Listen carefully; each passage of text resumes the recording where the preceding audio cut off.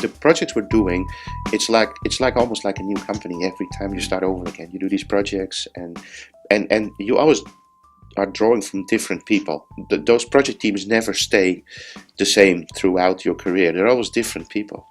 So in order to be high performance, you need to get to know each other. You need to develop a certain way of communicating and a certain way of working together. That you can build that naturally, but it's going to take a long time to do that. With HPP, that process becomes more structured, and not only more structured, but also it is a faster process, and it also allows you to see quickly where you have issues.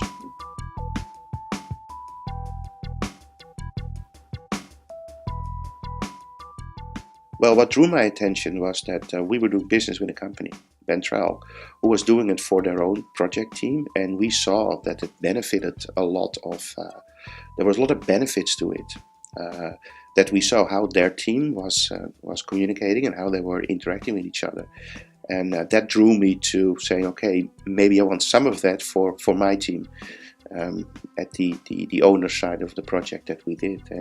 And that's where I got them, started talking to JMJ about the possibility to do that for us. And also do it the combined project team, which consists of our contractor and us.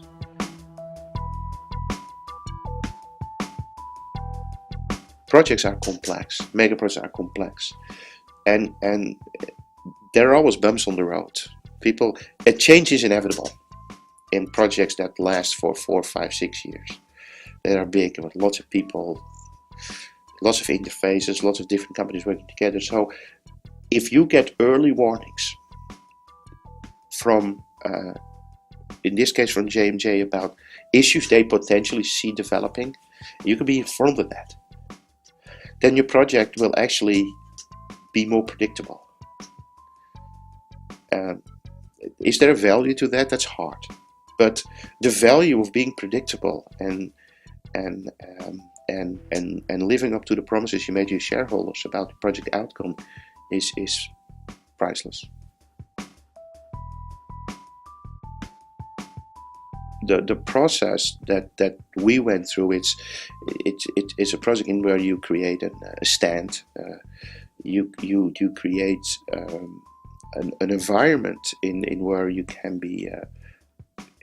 be more successful sooner, and of course the process you go through is a process of discovery who is who in the zoo, and the discovery of what are we really up to, what are we really doing, and start realizing the potential of the people you have in your organizational structure. And going through that process, which always ends up with a project stand or a declaration or a vision, is that if you go through the process with JMJ and with their people, they will also then, after you've gone through the process, point out where you have opportunities and where you have issues, and then you can continue on working those as separate almost separate mini projects with people. That's great.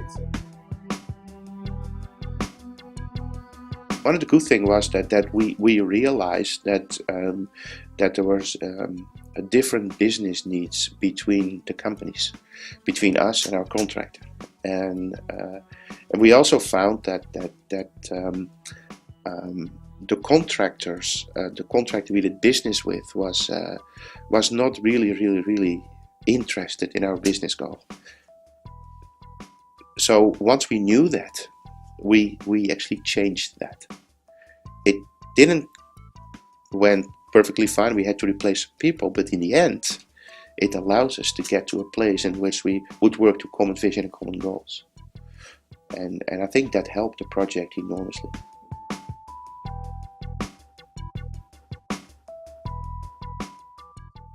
I think the JMJ approach not only gets you together in the initial stages, the companies call it team building, but they go through a process, and their people are extremely knowledgeable in not only going through the process, but also seeing what's underlying in the process, what is underlying with people.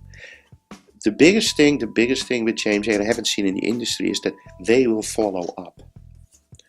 So for instance, some people might need coaching because they have certain issues or certain things that don't belong in a high performance team, and people get coached around that. JMJ is always accessible. I can always give him a call and say, hey, what do you think? Or this is what I think I'm going to do, or this is what I want to do, or this is how I want to approach a certain issue. What do you think? And because they know the people I do business with, they know the people in my project team well, because they've interviewed them all and have a relationship with these people, they can give me advice, which I think is extremely valuable. And that is what I haven't seen in other parts of the consulting business.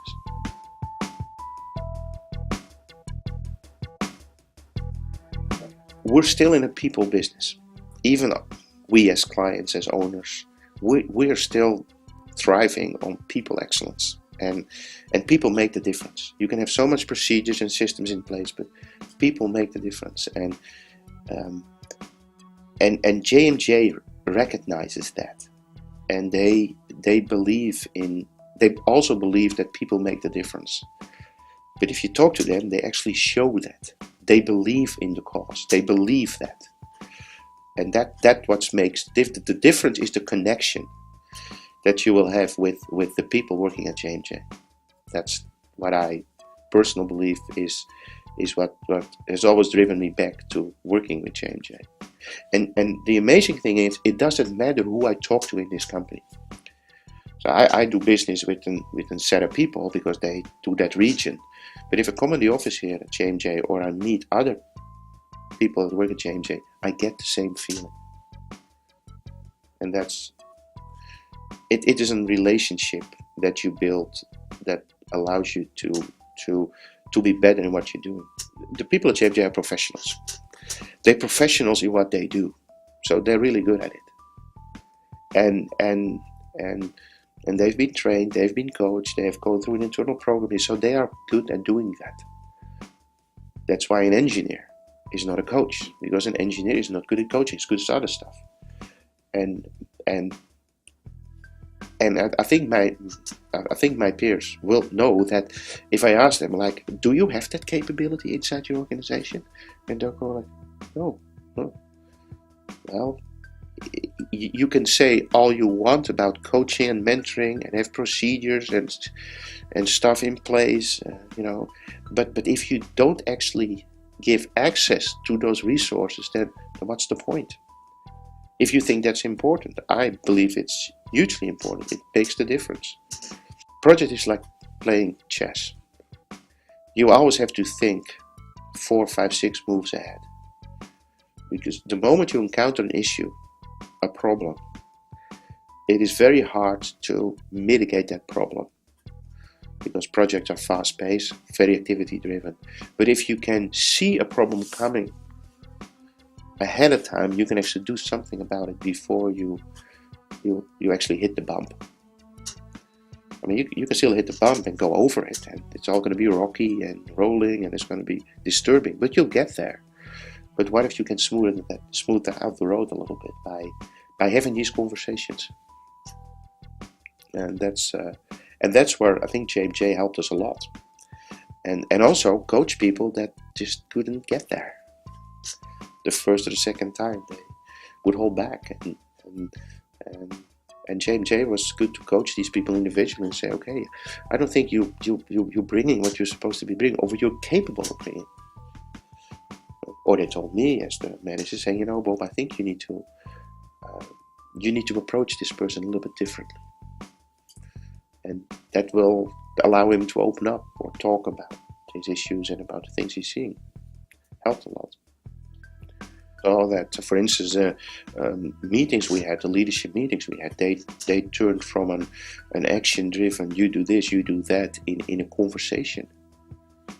In a conversation, people would say, well, I'm struggling with this, or I was thinking about this and this, and there might be something there that we can look at if we do this or we do that. It turned more into a collaborative effort, instead of going through an action analysis. Have you done this? Have you done that? Have you done this? Yeah, okay, get out of here and let's go back to work.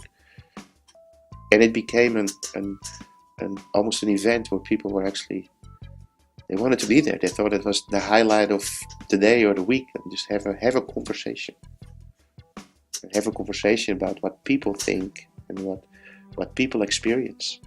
Because each individual is selected on his experience and knowledge. And that's one side of it. But if you can't connect that, or you can't have the person with the knowledge and experience express himself on what he thinks the opportunities and the concerns are, then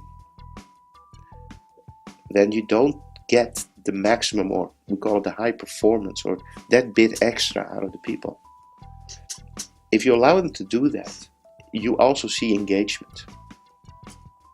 People are engaged in the project and engaged in the business objective, the goals, and the outcome of the project versus just doing their job, which they're pretty good at doing their job. That's not, but it doesn't give you the extra, the added value of competent people.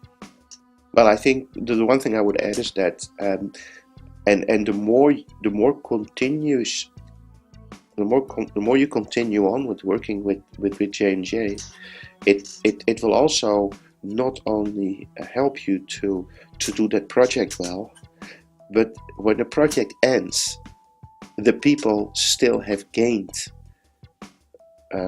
experience around how to do that the next time. So if you're looking in continued growth of your people, if you look at people continually be more successful, they learn this on the project you're on with JMJ, but they can actually use it within the company wherever they go within the company. So there is an added benefit that goes beyond the project you're just doing. And it's going to impact the way you do business, because the persons that are on your project now going to a different part of the company, might go into development or into a business function or a marketing function. They'll take that knowledge with them, and they've seen it work, so they'll spread the word. It will benefit your company.